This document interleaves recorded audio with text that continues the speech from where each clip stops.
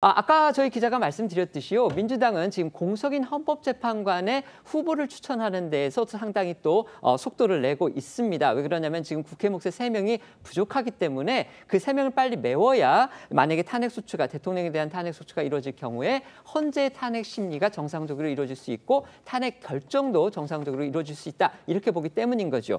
그런데 민주당이 추천한 그 헌법재판 후보자 2명 가운데서 1명인 마은혁 전 서울지법 부장판사에 관련해서 그의 과거 이력이 정치 편향 논란을 지금 불러일으키고 있습니다.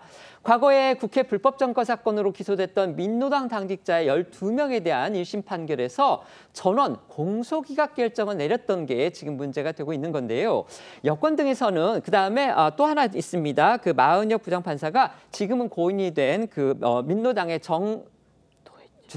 민노당 의원에 대해서 불법 후원금을 냈다. 그런데 그 후원금을 낸 것이 현직 판사 시절에 그 후원금을 낸 것이 노회찬 의원입니다. 죄송합니다. 그 노회찬 의원에 대해서 후원금을 냈는데 이게 현직 판사 시절에 정치인에 대해서 그것도 야당 정치인에 대해서 후원금을 낸 거 이 부분은 결국 문제가 있는 거 아니냐 그런 지적이 당시에 법원 내부에서도 나왔다고 합니다. 그래서 여권 등에서는 민주당이 윤석열 대통령의 탄핵 심판을 염두에 두고서 좀 무리하게 좀 정치색이 강한 정파성이 강한 그런 후보를 추천하고 있는 거 아니냐 이런 비판을 지금 내놓고 있습니다. 자, 법조인 입장에서 보셨을 때 여당의 이런 비판 일리가 있다고 보십니까? 아니면 무리하다고 보십니까? 네, 일단 이 지금 후보자 추천이 쟁점이 되는 이유를 설명을 드리겠습니다. 이게 탄핵을 이제 의결을 하게 되면 탄핵 심판이 열리게 되지 않습니까? 그럼 심판이 열리게 되면 법적인 쟁점은 중대한 헌법 위반이라든지 법률 위반이 있는지 이 부분을 보게 되는 것이고, 그리고 헌법재판소법상 이 절차에 있어서 이 원칙적인 헌법재판소법의 이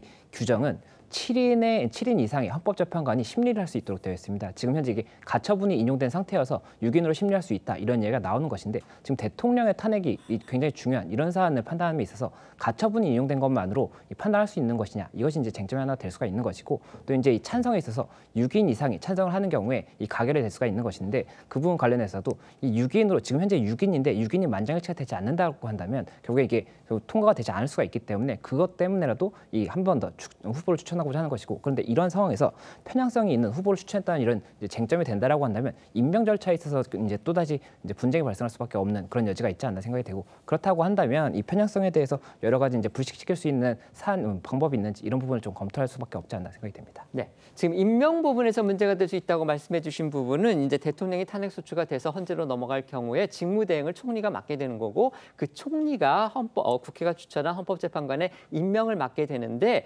당시에 이제 직무대행이 누가 될지는 모르겠습니다만 지금으로서는 뭐 한덕수 총리가 유력한데, 그 직무대행이 헌법재판관의 정치적 편향성을 지적을 하면서 임명을 거부하는 사태, 그걸 지금 우려해서 우리 변호사님이 지적을 해주셨다, 그렇게 볼 수 있겠습니다.